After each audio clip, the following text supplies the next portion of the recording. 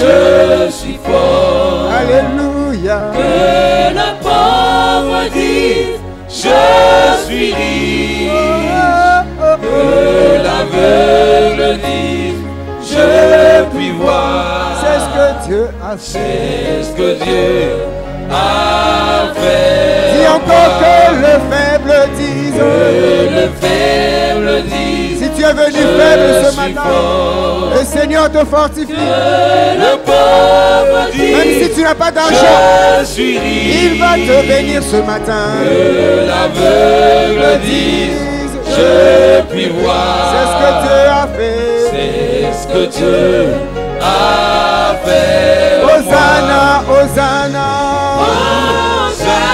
Hosanna, Hosanna à l'agneau immolé. Hosanna, Hosanna, Hosanna, toi Jésus. Hosanna, Jésus mort et ressuscité. Hosanna, Hosanna. Hosanna, Hosanna à l'agneau immolé. Hosanna.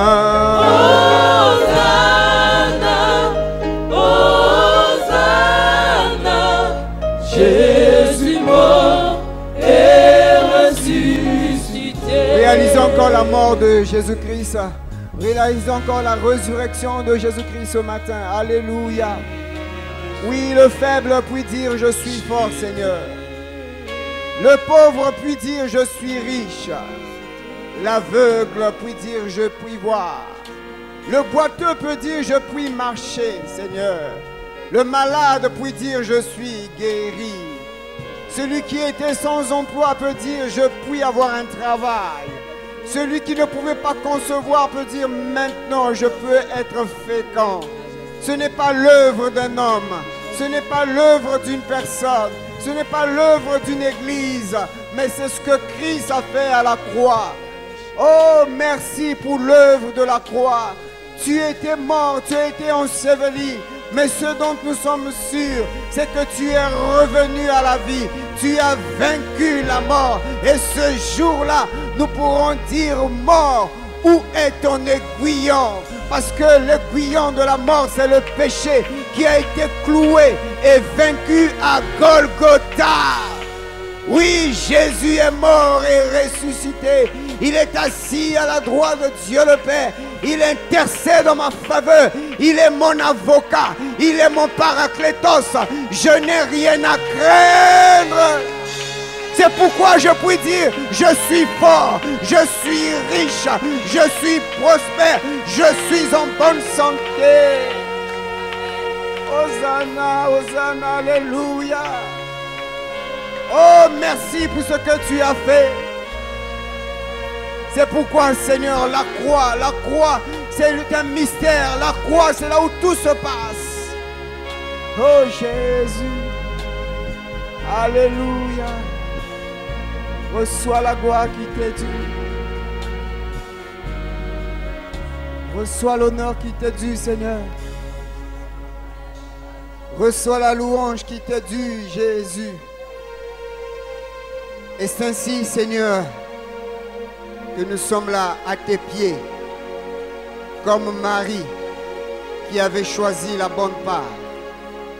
Tu as dit cette bonne part qu'elle a choisie devrait l'amener jusqu'à la vie éternelle. Et c'est pourquoi jour après jour, nous ne nous fatiguons pas d'écouter tes instructions, de recevoir tes oracles. Parce que ce jour-là, nous pourrons dire, j'irai là-haut parmi les anges, près d'Emmanuel, me consoler, passant mon temps à la louange, dire à Jésus un grand merci. J'irai là-haut, parmi les anges,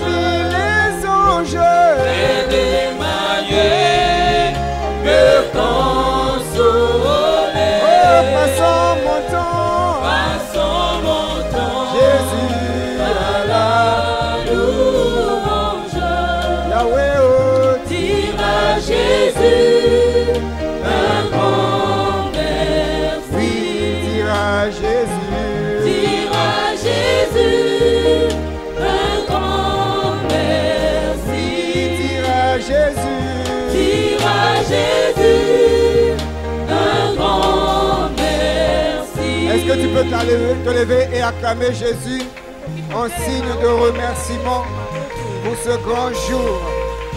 Alléluia. Merci Seigneur. Nous sommes sauvés. Nous irons ce jour-là dans sa présence. Alléluia. Gloire à Jésus.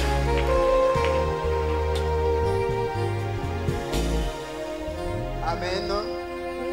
Est-ce qu'on peut se saluer les uns les autres si vous n'avez pas eu l'occasion? Bénissons nos bien-aimés, la voix de l'épouse, de cette présence-là, telle qu'ils nous ont conduits. Saluons-nous avec des paroles d'amour. Sois bénie, ma soeur. Alléluia. Amen. Nous saluons aussi nos frères et sœurs qui nous suivent sur Internet. Est-ce que nous pouvons acclamer le Seigneur pour les saluer? Soyez bénis. Alléluia. Amen. Service technique, merci de faire en sorte que le son soit bon parce que le dimanche dernier, les internautes se sont un peu plaints sur la qualité du son. Alléluia. Amen. Voilà, nous poursuivons notre partage.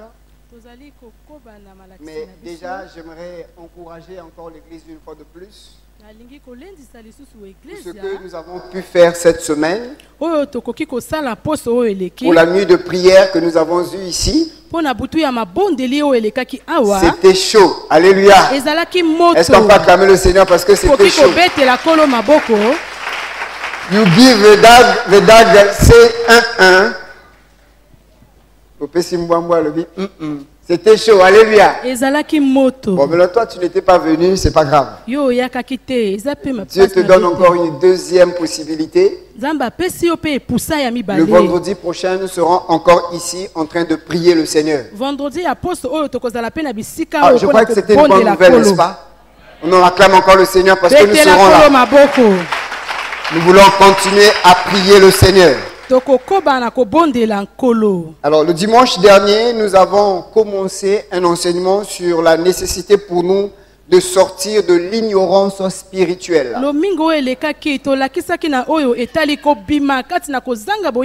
Et nous avons pris pour cela un homme, Jaibet ou bien Yabet, parce qu'en hébreu, il n'y a pas le J. Et nous avons vu que cet homme Yaibet était le plus considéré de tous ses frères. Pourquoi il était plus considéré? C'est simplement parce qu'il avait invoqué le Seigneur. C'est simplement parce qu'il était un homme de prière. Et ce que nous aimerions encore dire une fois de plus, c'est que aussi longtemps que nous serons des hommes et des femmes de prière, nous nous ferons distinguer dans notre génération. C'est la prière qui va faire bouger les choses. C'est la prière qui va changer les situations dans nos vies. C'est pour cela, comme quelqu'un aime dire, la prière ne fait jamais de mal à personne. Et si vous avez le temps pour manger, pour faire tout ce que vous pouvez faire, n'oubliez jamais le temps de la prière. Et c'est quand cet homme-là a commencé à prier que Dieu lui a révélé les choses qui étaient cachées. Vous savez que tel que nous sommes là, il y a beaucoup de choses qui nous sont cachées. Il y a beaucoup de choses que nous ne pouvons pas percevoir avec notre œil physique. Et le Saint-Esprit, tout au moins Dieu le Père, Jésus-Christ, il veut nous révéler ces choses. Parce que si nous ne sommes pas révélés, si on ne nous donne pas la connaissance de ce qui nous est caché, alors nous irons dans tous les sens. C'est pourquoi la Bible dit que mon peuple périt parce qu'il lui manque la connaissance. Dans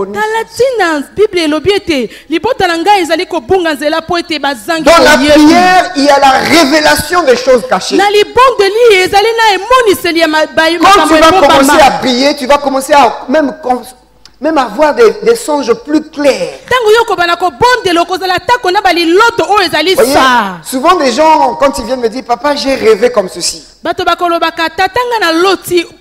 j'ai rêvé, on dirait que c'était un lion, on dirait qu'on était à la plage, on dirait qu'il y avait le pain chaud. Je dis, maman ou bien papa, il y a un problème dans ton esprit. Du moment où il n'y a pas, ton esprit n'est pas clair dans la prière, tu ne peux même pas recevoir, ne serait-ce que le songe que Dieu te donne. Or,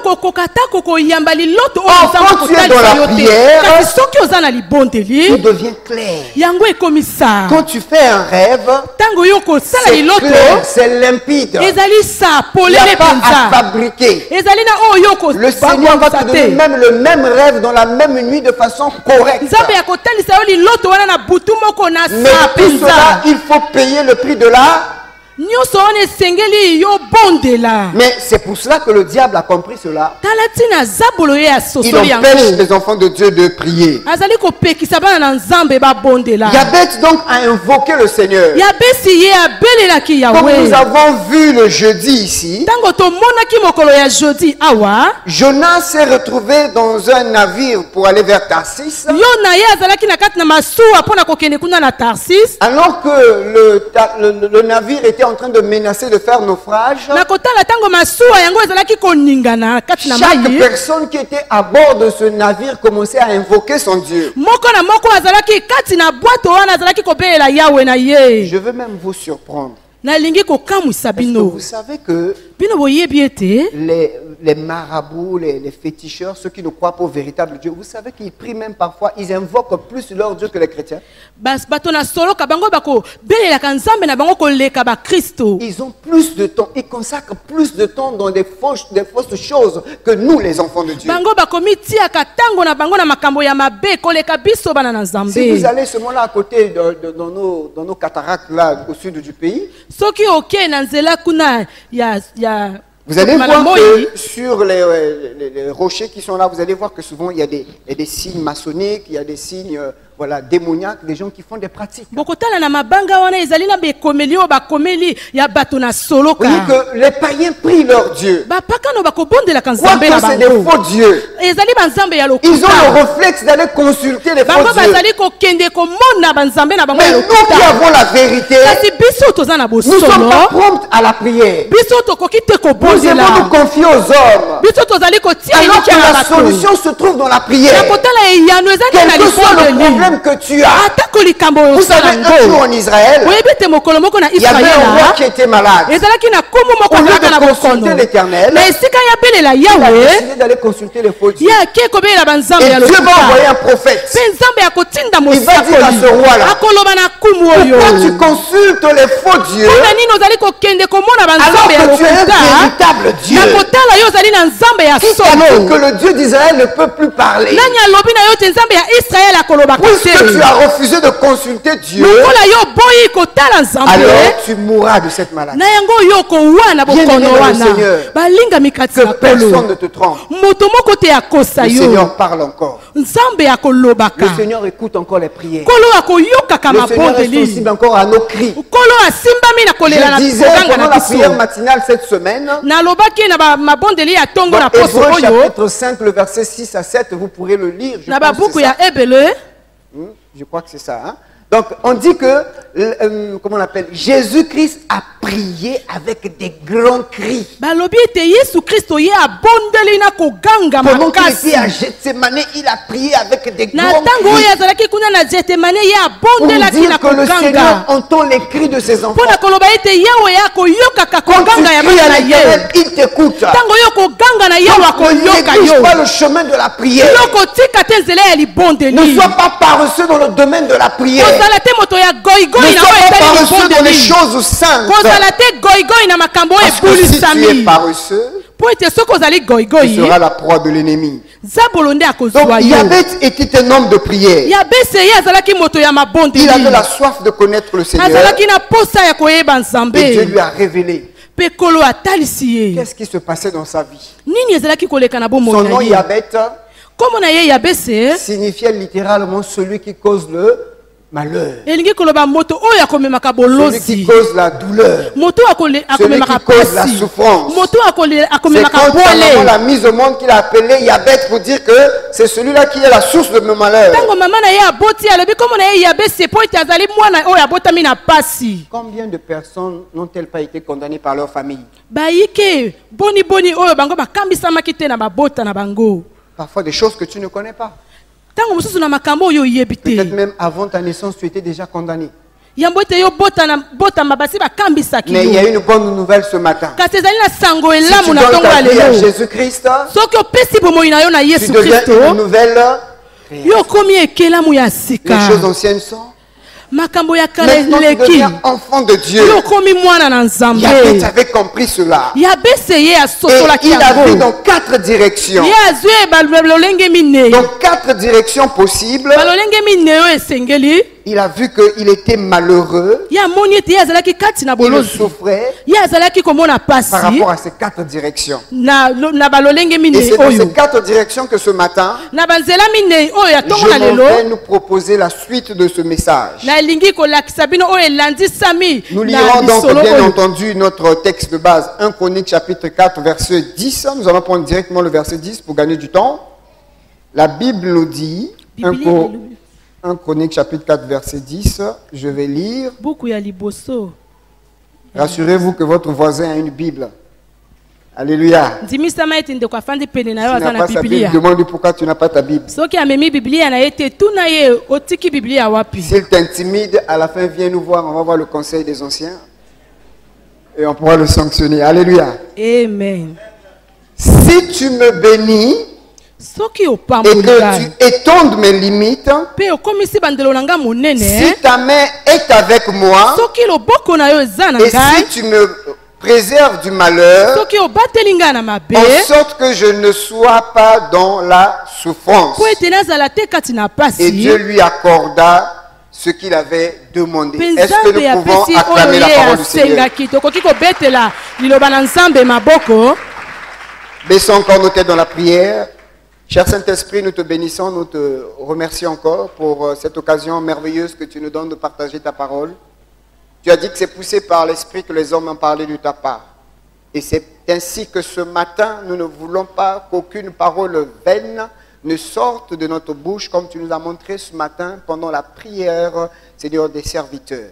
Nous voulons que la parole qui va être annoncée ce matin vienne droit de toi, vienne droit du royaume, vienne droit, Seigneur, de cette position céleste là où tu nous as placés. Bénis encore ces moments et dispose nos cœurs afin que nous recevons ta parole et que nous la mettons en pratique. C'est au nom de Jésus, nous avons prié. Amen. Amen. Amen. Amen. Voilà, que Dieu nous bénisse encore. On acclame encore pour la parole de Dieu. Dans ce verset, nous voyons 4 directions. La direction de la bénédiction, l'extension ou bien l'agrandissement de ses limites.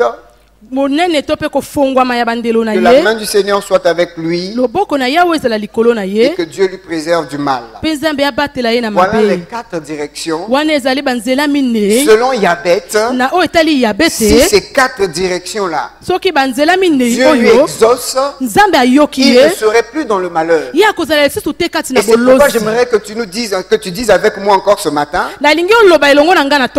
Yabet, enseigne-moi. Dis encore, Yabet, enseigne-moi. La première direction qu'il veut nous enseigner, il dit dans sa prière, si tu me bénis. Si tu me bénis. Yabet était dans la douleur. Il était dans la souffrance. Il était dans le malheur. Il décide de prier à l'Éternel. Et la première chose que Yabet demande à Dieu, c'est la bénédiction. Et il parle au conditionnel. Il dit si tu me bénis.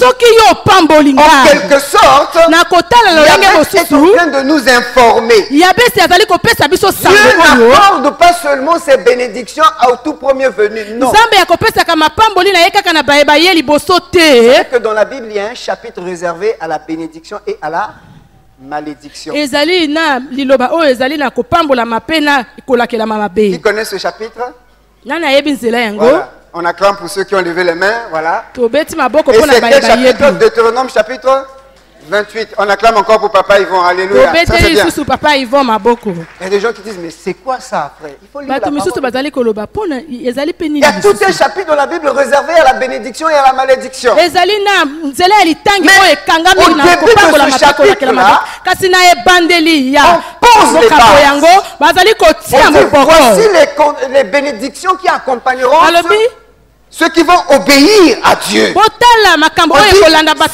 si tu obéis à Dieu, conditionnel.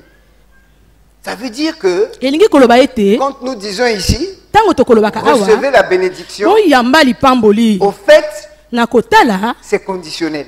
Ne peuvent recevoir la bénédiction quand le pasteur dit recevez. C'est seulement ceux-là qui obéissent à l'Éternel. Oh, vous voyez que Yabet, il dit si tu me bénis, en d'autres termes, Yabet est en train de nous dire Dieu n'est pas un féticheur. Alléluia. Yahweh nous enseigne. Dieu n'est pas un distributeur de bénédiction. Non. Il dit si, dans cette condition, Yahweh se positionne. Il dit Seigneur, je sais qu'auprès de toi il y a la bénédiction. Mais je veux marcher selon ta parole. Je veux faire ta volonté. Et puisque je fais ta volonté, alors que je suis béni. Et c'est pour cela dans Deutéronome chapitre 28 le verset 8. Deutéronome 28 verset 8, la Bible nous dit que j'ordonnerai à la bénédiction c'est ça. C'est aussi simple que ça.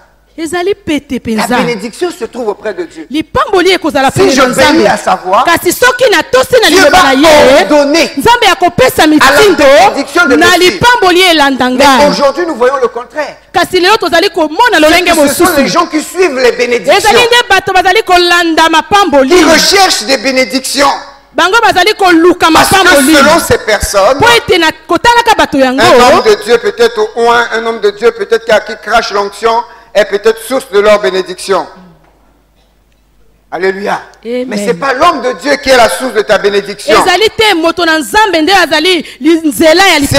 est la source de ta bénédiction.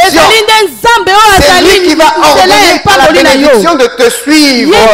C'est pour ça qu'il a posé les bases. Et quand on lisait dans Genèse chapitre 1er, le verset 22 et le verset 28, vous savez que c'est pour la première fois que l'on nous parle de la bénédiction. Genèse 1, verset 22. Je ne sais pas si le texte est là. Voilà, on va lire. On nous dit, Dieu les bénit en disant, soyez féconds, multipliez et remplissez des eaux et que les oiseaux multiplient la terre. Nous sommes donc au 5e jour. Dieu a créé les oiseaux et tous les êtres que vous connaissez qui sont sur la terre. Amen. Et Dieu les bénit. Ça veut dire que Dieu a le pouvoir de bénir. Et j'aimerais enlever dans notre tête cette fausse conception qui croit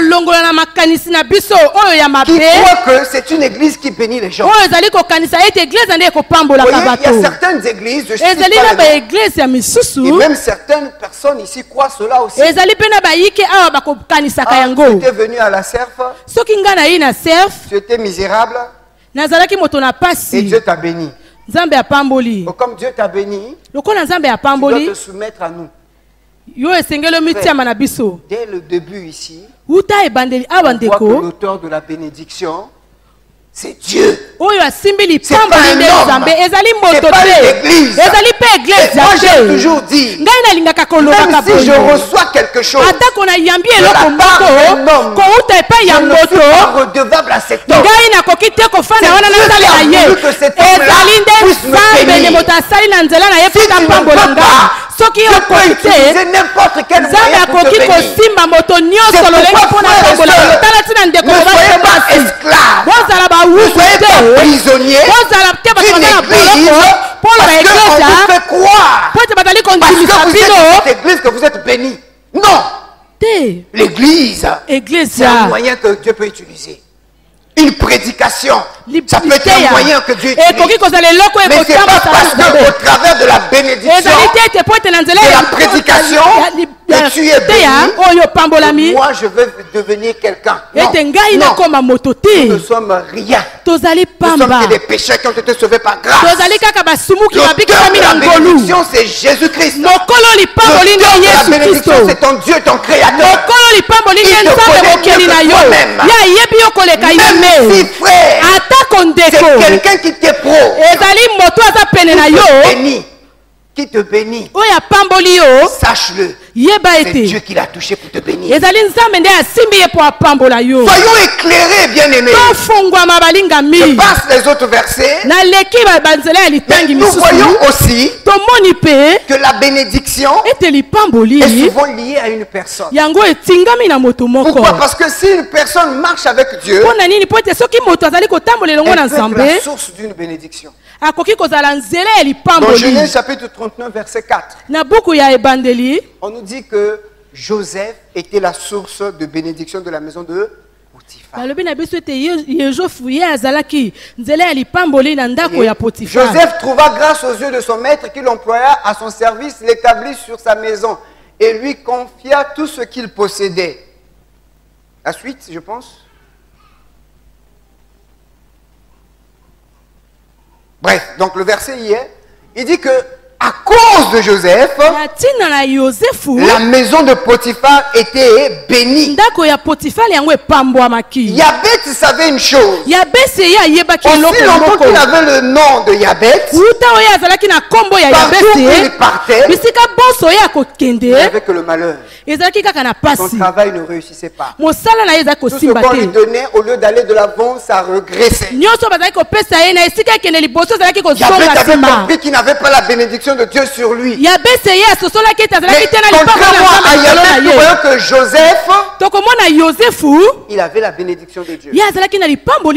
Quand on lui a confié la maison de Potiphar, tout ce que Joseph avait commencé à faire, tout ce que Joseph était en train d'entreprendre dans la maison de Potiphar, était un succès. Et c'est pour ça Yabet a compris, si moi je prie l'Éternel, si je prends la bénédiction qui vient de l'Éternel, alors tout ce que je vais toucher va prospérer. Et bien-aimé dans le Seigneur, Dieu dans sa volonté parfaite veut que tout ce que tu touches, tout travail que tu dois faire, il veut que ça aille de l'avant. Il veut que ça soit prospère. Il veut que ça soit multiplié. Mais qu'est-ce qui se passe? Souvent nous ne prions pas. Nous pensons que la bénédiction c'est naturel. Le fait seulement d'avoir dit oui, que tu sois béni, nous pensons que ça suffit pour que nous soyons bénis. Non, bien aimé. Cela n'est pas suffisant. D'abord, bénédiction en latin, ça veut dire du bien de quelqu'un. Alléluia. Amen. Je dis du bien d'une personne, c'est une façon de bénir la personne. Amen. Mais quand je dis le bien, il n'y a aucune puissance. Il n'y a aucune force. Il n'y a rien qui accompagne ma parole. Il se trouve que si nous voulons avoir la puissance derrière la parole de bénédiction, il faut que nous puissions la demander à Dieu. C'est ce que Yabet a fait. Et quand on demande à Dieu, on doit se tenir aussi dans le respect des choses de Dieu. C'est pourquoi je voulais aussi dire une autre vérité. La révérence ou bien le respect de Dieu, la révérence que nous pouvons avoir de Dieu peut être aussi une source de bénédiction. Vous n'êtes pas forcément obligé de demander la bénédiction. Mais le fait que vous avez le respect, le fait que vous révérez ce qui est de Dieu, le fait que vous savez mettre Dieu à sa place, sans pour autant que vous ayez demandé cela, Dieu peut vous bénir. Je prends l'exemple de Obed-Edom. Dans 2 Samuel chapitre 6, le verset 11, la Bible nous dit: l'arche de l'Éternel resta 3 mois dans la maison d'Obed-Edom de Gath, et l'Éternel bénit Obed-Edom et toute sa maison.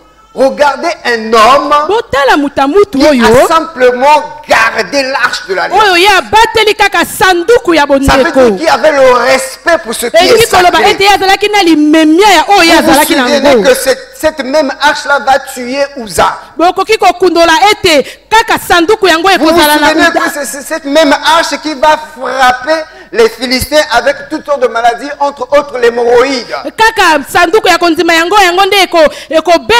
qui se passe là? Un homme qui avait du respect, un homme qui respectait ce qui est sacré, l'Éternel décide de le bénir. Pour nous dire, bien aimé dans le Seigneur, ne blaguons pas avec les choses saintes. Là, je fais une parenthèse. M'adresser à tous ceux qui touchent aux choses saintes. Au-delà même de cette église, les frères et sœurs qui servent le Seigneur dans le monde, si vous n'avez pas le respect, si vous n'avez pas la révérence pour les choses saintes, restez dans la foule. Restez dans la foule. Ce n'est pas un problème, ce n'est pas un péché. Restez dans la foule. Mais quand vous décidez de toucher aux choses saintes, et que vous n'avez pas le respect de ces choses saintes, vous allez vivre le contraire de ce que Obed-Edom a fait. La bénédiction va être attachée à votre vie. C'est pourquoi nous disons toujours: maudit soit celui qui fait l'œuvre de Dieu avec négligence. Mais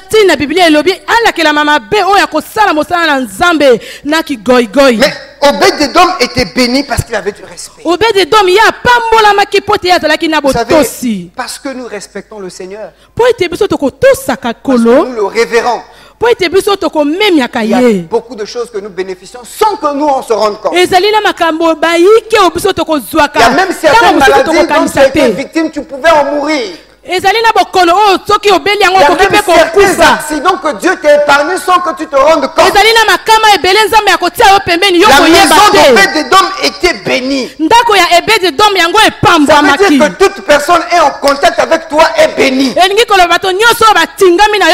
tu as du respect pour les choses du Seigneur. Donc nous voyons que la bénédiction, dans tous les cas de figure, elle vient de Dieu. C'est Dieu qui est l'auteur de notre bénédiction. Mais pourtant, dans le commun des mortels, nous pensons souvent quelqu'un qui est béni, c'est quelqu'un qui a une belle voiture. Il y a beaucoup de maisons. C'est pas ça? Amen.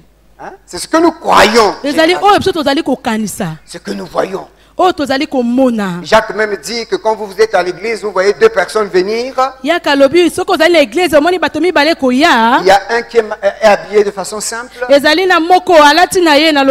autre qui est tiré à 4 épingles. Vous allez tenir celui qui est habillé à 4 épingles une bonne place. Parce que vous supposez que celui qui est bien habillé, c'est celui-là qui est béni. Mais je vais vous surprendre, vous savez que les vrais voleurs à Brazzaville sont parfois en costume et cravate. Vous les voyez en ville là, vous pensez que c'est un homme sérieux. Il vient à côté de ta voiture. Il fait semblant que c'est sa voiture. Et il réussit à ouvrir ta voiture. Il rentre. Comme il est en cravate. Aucun policier ne peut supposer que celui-là c'est un voleur. Il opère copieusement. Comme pour dire l'apparence est trompeuse.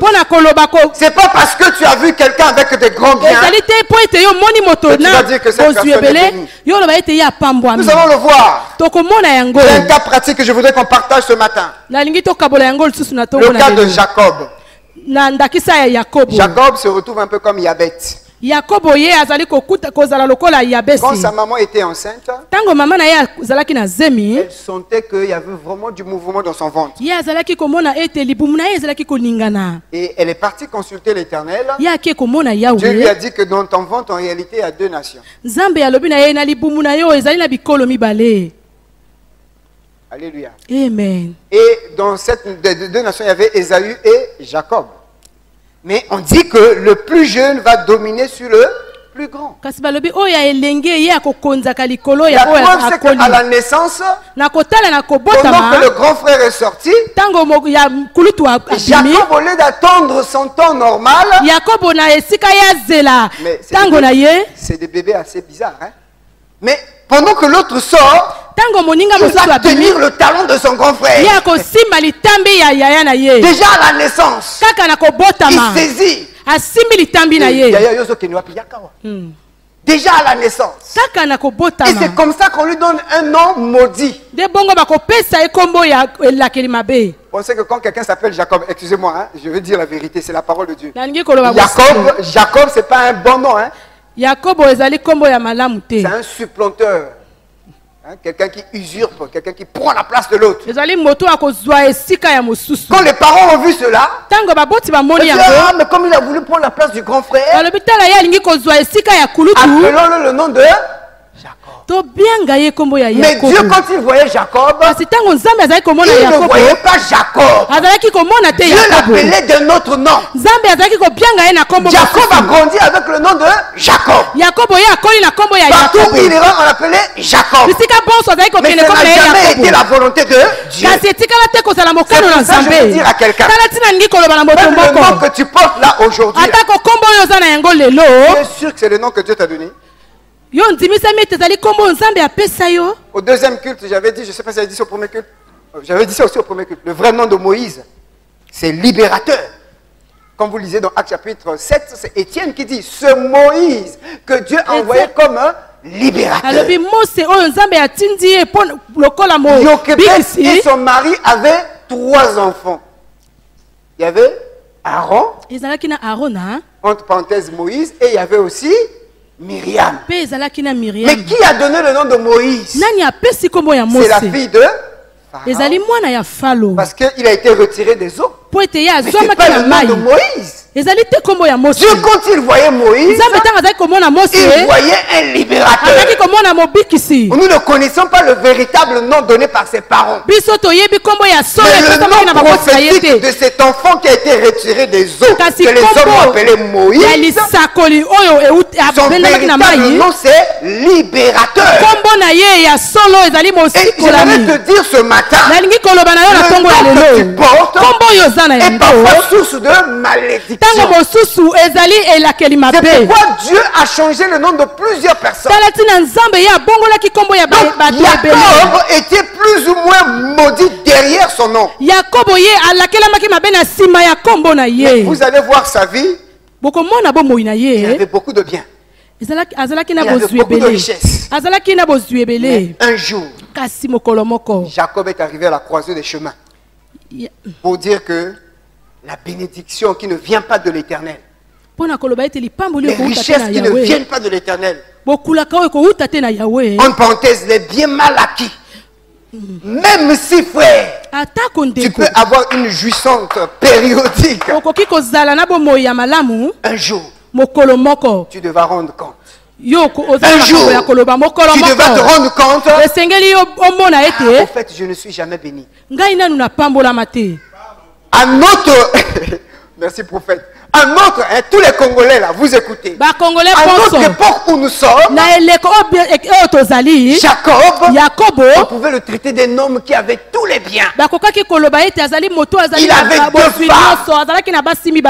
Comme par hasard, les Congolais qui ont beaucoup d'argent, combien de femmes? Ceux qui ont beaucoup d'argent, vous connaissez, n'est-ce pas? Maman, tu vois que maintenant que je suis devenu une autorité, c'est pas normal que je me balade avec toi. Toi, tu vas rester à la maison pour t'occuper des enfants. J'ai besoin de la femme du ministère. Jacob avait aussi ses femmes de ministère. Il avait ses 2 femmes. Il a volé les richesses de son oncle Laban. Il était très rusé. Il se croyait béni. Il a volé la bénédiction de son grand frère. Dieu avait dit que tu vas dominer sur ton frère. Mais Dieu ne lui a pas dit il faut voler la bénédiction de ton frère. C'est 2 choses différentes. Ce que Dieu dit et ce que nous faisons pour arriver à la volonté de Dieu, il y a une différence. C'est pas parce que la prophétie est sortie de là et on t'a dit que tu vas être béni, tu auras ceci, tu auras cela. Tu vas aller vendre ta vigne. Tu vas aller commercialiser ton corps et venir dire que tu es béni. Si tu fais cela, un jour, tu vas arriver à la croisée des chemins et tu vas te rendre compte que tu n'as jamais été béni de Dieu. Jacob est arrivé à la croisée des chemins. Il devait rencontrer son frère. Il savait que son frère avait la haine. Son frère avait dit, le jour que notre père va mourir, je vais te tuer. Jacob va séparer ses richesses. Il prend un groupe, il envoie à gauche, un autre groupe, il va à droite. Et chaque groupe, il précède des dons, des cadeaux. Pour que son frère ne puisse pas le tuer. Soit disons qu'il était béni. Il y a des choses que l'argent ne pourra jamais t'acheter. Je répète, même si tu es l'homme le plus riche, il y a des choses que tu ne pourras jamais acheter avec de l'argent. La colère d'un homme ne peut pas s'acheter avec l'argent. Si un homme est fâché contre toi, tu as voulu de l'argent. Tu as beau te supplier n'importe comment. Sous son viseur, il a envoyé les richesses. Mais il sentait que ça n'allait pas. La bénédiction de l'Éternel ne s'ensuit d'aucun chagrin. Si tu es béni et que tu as du chagrin, demande-toi si c'est vraiment la bénédiction de l'Éternel. Paix à mon jeune frère qui est mort déjà. Il me dit, Yaya, j'ai construit des belles maisons. Des maisons comme tu vois à la télé, là, comme des maisons de Karachikala. Bien là. Et je cherche des locataires. Dans l'église là-bas, tu ne peux pas trouver des locataires. Toi-même, tu vis dans une maison qui n'est pas assez... Prends une de tes maisons. Il dit, non, Yaya, je ne peux pas habiter là-bas. Parce que si j'habite là-bas, la famille va me tuer. Donc je préfère mettre les locataires. Et même la famille ne sait pas. Alléluia. Quand tu n'as pas la bénédiction de l'Éternel, tu vas vivre en cachette. Tu auras peur. Mais si ça vient de Dieu, frère, tu n'auras peur de rien. Parce que la Bible dit, si l'Éternel est avec moi, qui sera contre moi? Bien-aimé dans le Seigneur, ne sois pas impressionné. Celui qui a de l'argent, il a de l'argent, mais il ne vit pas heureux. Il n'est pas tranquille. Il est esclave. Yahvé t'a dit, je ne veux pas de cette bénédiction. Oh Dieu, moi je veux de la bénédiction qui vient de toi. Et c'est pourquoi je voudrais dire à quelqu'un ce matin, peut-être que tu n'as rien physiquement. Je déclare que tu es béni. Peut-être que tu n'as rien, même peut-être tu n'as même pas des habits de luxe ce matin. Mais Dieu te voit béni. Dieu te voit heureux. Vous ne savez pas les gens qui ont des richesses bien mal acquises. Vous ne savez pas combien de fois ils pleurent. Les gens qui sont tombés dans des compromissions, ils sont bénis, ils ont des postes. On lui dit, si tu oses nous abandonner, nous allons faire du chantage. Comme cet enfant-là qui était avec son grand frère. Papa leur avait donné une instruction. Il dit que vous n'allez pas toucher à telle chose. Et c'est lui qui avait touché. Et chaque fois qu'ils étaient en train de manger à table, quand il mangeait, il ne devait pas tout finir, il ne devait pas finir sa nourriture. Il devait laisser la nourriture à son grand frère. Chaque fois qu'il voulait dépasser la zone limitée par son grand frère dans l'assiette, le grand frère lui jetait un coup de regard. Le grand frère le regardait attentivement et il laissait la nourriture.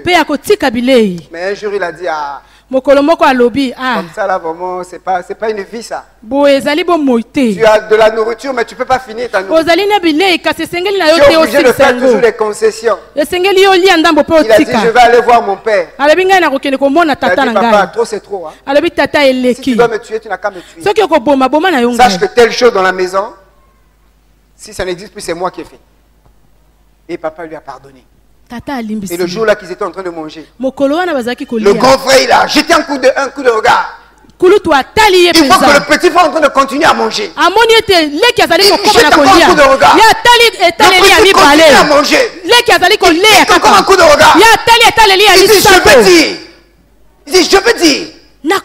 Il dit tu n'as qu'à dire. Papa, tu sais, ton fils que tu aimes là, c'est lui qui a fait telle chose. Papa dit, mais où est le problème? Il m'a déjà dit, je l'ai pardonné. Quel est le problème? Oh frère, quand tu es béni, tu es au fait avec l'Éternel.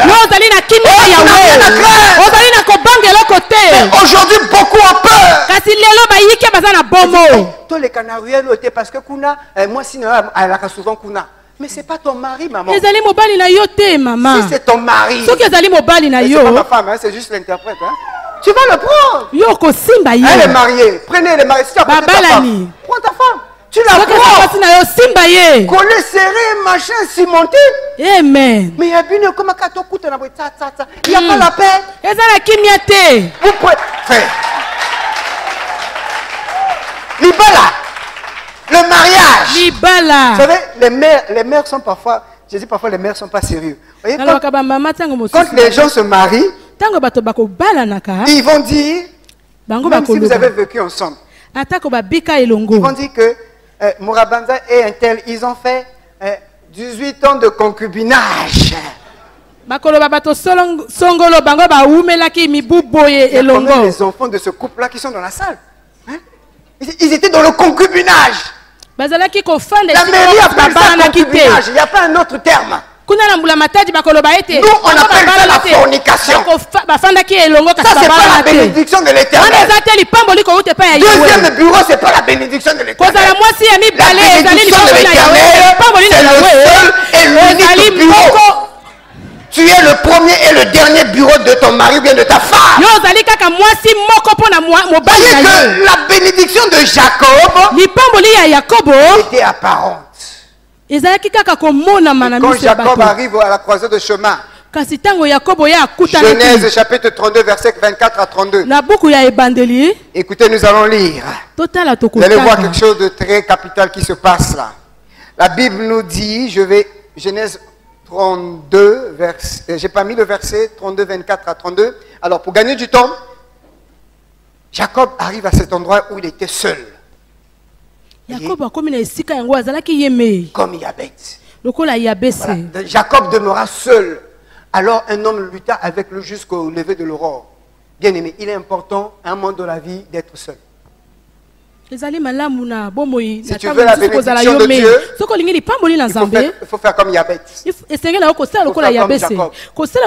Accepte de payer le sacrifice. D'être seul avec Dieu. Il était seul avec Dieu. Ensuite, qu'est-ce qui se passe? Un homme lutte avec lui. La suite, Voyant qu'il ne pouvait pas le vaincre, cet homme le frappa à l'emboîture de la hanche. Et l'emboîture de la hanche de Job se démit pendant qu'il luttait avec Dieu. Quand tu rencontres le Seigneur, tu ne peux plus rester le même. Il y a quelque chose qui doit se passer. Il faut que tu es rentré debout. Et quand tu sors de la présence de Dieu, tu te sens brisé. C'est pourquoi quand tu es à l'église ici, si tu es rentré derrière de moi, et que tu sors derrière de moi, il faut aller te repentir. Alléluia. On te dit que tu n'as rien compris. Ni la louange t'a touché. Ni la prédication t'a touché. Tu es venu te balader. Je répète, si tu viens ici, on vient dans la présence de Dieu, tu viens tout derrière de moi, et tu sors tout derrière de moi, tu n'as pas rencontré Dieu, tu étais distrait, tu n'as pas saisi la pensée de Dieu.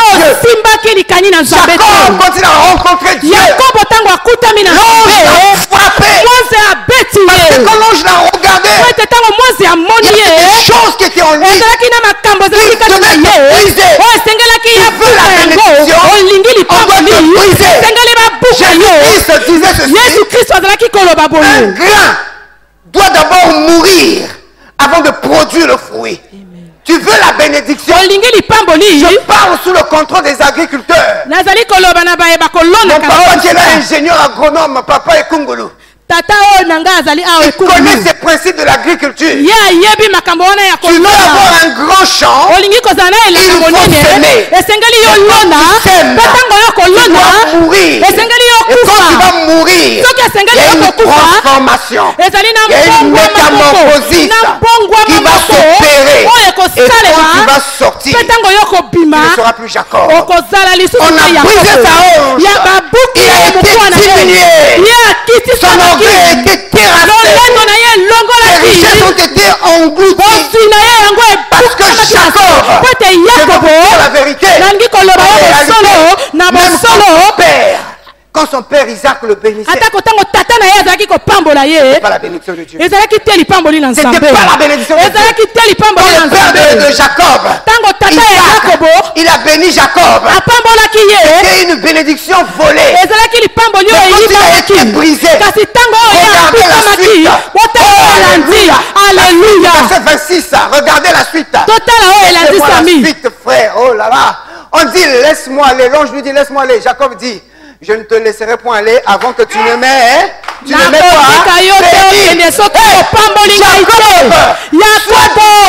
tu avais deux femmes. Tu avais des richesses. Pourquoi tu demandes la bénédiction? Alléluia. Je veux dire à quelqu'un, tu te dis ce matin que tu es béni.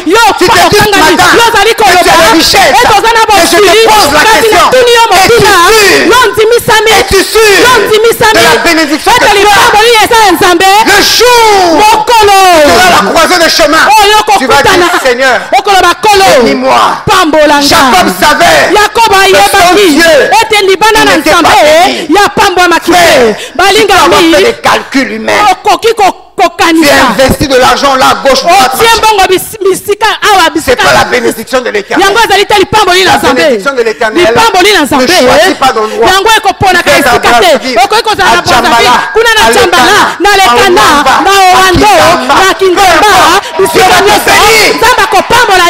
Il y a des gens qui pensent, oui, parce que je suis en France, je suis béni. Je prie te dire, tu peux être en France, tu n'es pas Jésus, tu n'es pas béni. Moi, je suis avec un mauvais courant qui m'a tracassé hier pour préparer l'enseignement. Mais il n'y a pas de problème. Avec un mauvais courant, j'ai le courant céleste. Le Saint-Esprit. Je suis béni. Je suis béni, frère. Tu es béni. Jacob a dit, il faut que tu me bénisses. L'ange regarde. Mets-moi la suite, mon frère. Oh, l'ange dit Jacob. Mais ton problème, c'est le nom. Le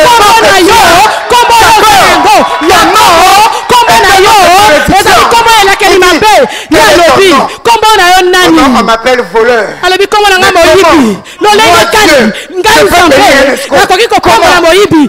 pas venir un escroc. Je ne peux pas te donner. Je ne savais pas. Comme d'habitude, les choses cachées que tu n'as jamais connues. Tu es là dans la distraction. On te vient la nuit de prière. Viens prier avec les autres. Mais ton problème c'est toi-même. Bien aimé, nous ont chanté le dimanche passé. Amen. Comment tu t'appelles? Je m'appelle escroc.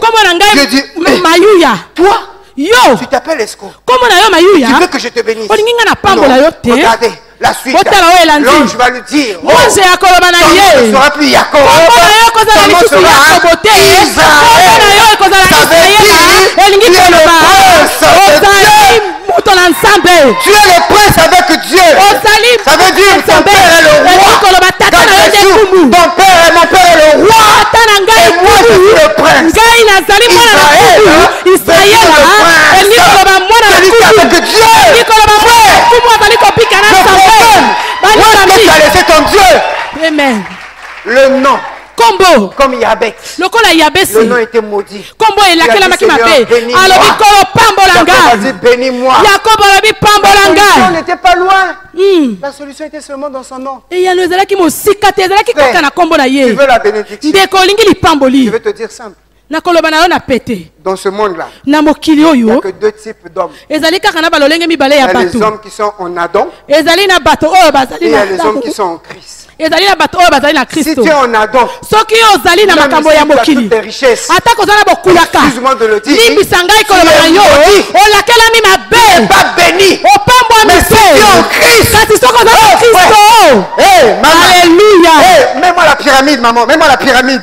Le temps est vraiment avancé. Mets-moi la pyramide. La pyramide. Nous allons faire une pyramide et puis on va terminer. Oh là là. Oh, la pyramide. Regardez-moi cette pyramide. Là, on fait un peu les mathématiques. Alléluia. Voilà la pyramide de la bénédiction. Il ne faut pas que tu oublies ça. La pyramide a ceci de particulier. C'est qu'on regarde souvent la tête. On voit la finition. Quand vous voyez un chrétien, vous avez cette pyramide qui est épuisée dans Éphésiens chapitre 3, chapitre 1, verset 3. On nous dit, à la tête c'est la bénédiction. Quand vous voyez les hommes, ils sont bénis. Ils ont de l'argent. Ils ont des richesses. C'est la bénédiction.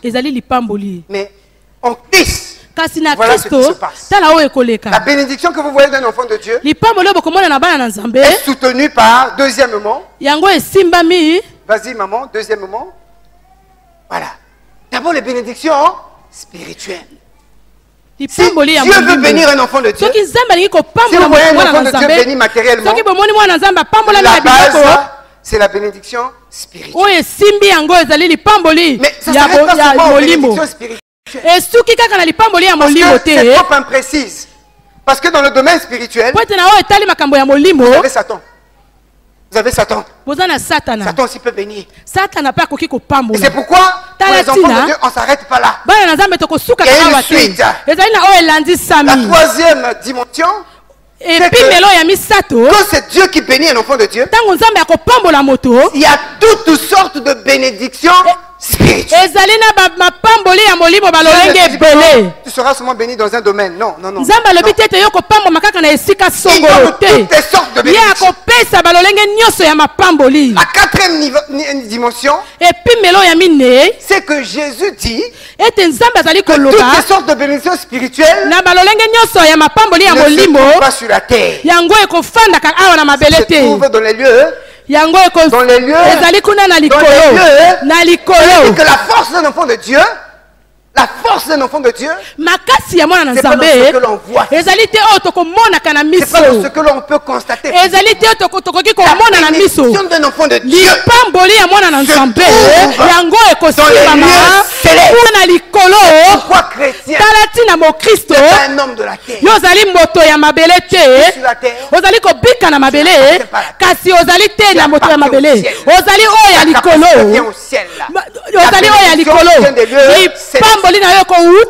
Enfin, Paul termine pour dire, attention, on peut être dans les lieux célestes. Il y a trois cieux. Il y a le lieu céleste, le firmament que nous voyons. Il y a le lieu céleste qui correspond à l'endroit où Satan, le deuxième ciel, là où Satan règne avec ses gardiens. Et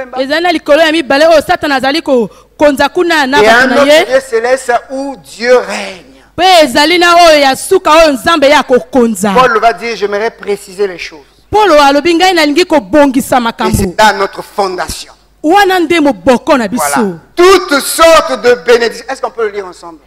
Toutes sortes de bénédictions spirituelles dans les lieux célestes. En quoi? En quoi? En quoi? En Christ, frère. Amen. Notre base, notre bénédiction se trouve en Christ. Si Jésus est dans ta vie, si le Christ, il y a une différence entre Christ et Jésus.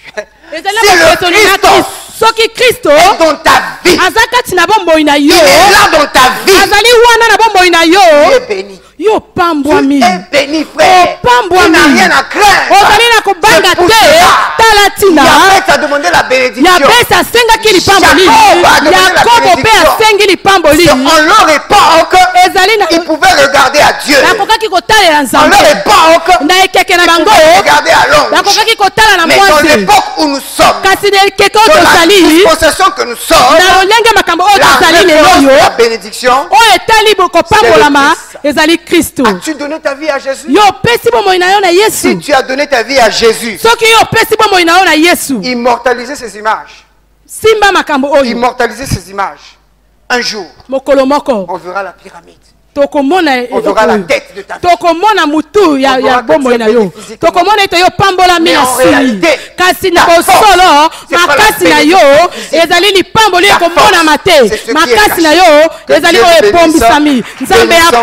le Seigneur, alléluia, acclame Jésus. Ta force. Il est ta bénédiction. Inclinons nos têtes dans la prière. Commence à bénir le Seigneur. Yahweh t'a dit si tu me bénis. Il a précisé si tu me bénis. Dieu te bénira. Si et seulement si tu es en alliance avec lui. Alors, avant de prier, j'aimerais donner l'occasion. On ne peut pas avoir parlé de Jésus maintenant sans donner la possibilité à quelqu'un qui n'a jamais donné sa vie à Christ de pouvoir le faire. Et c'est pour cela, sans gêne, sans honte, si tu n'as jamais donné ta vie à Jésus, là où tu es, tu vas te lever et nous allons t'accompagner. Et vous qui nous suivez sur Internet, si vous n'avez jamais donné votre vie à Jésus, sans avoir honte, là où vous êtes, vous allez simplement toucher votre ordinateur. Et nous prierons avec vous. Si tu es conscient que tu n'as jamais donné ta vie à Jésus, que tu n'es pas en Christ, là où tu es, tu vas te lever et nous allons t'accompagner. Nous avons nos yeux fermés. C'est un problème personnel. Peut-être tu croyais être avec Jésus. Peut-être que tu croyais être avec Jésus. Le Seigneur te donne l'occasion. Merci pour mon frère qui s'est levé. Pendant que les chantres entendent un petit cœur, réalise cette parole. Où tu es avec Adam, ou tu es avec Christ. Le Seigneur veut t'aider ce matin. Il veut te donner la vraie bénédiction, celle qui vient de l'Éternel des armées. Alléluia. Merci Seigneur.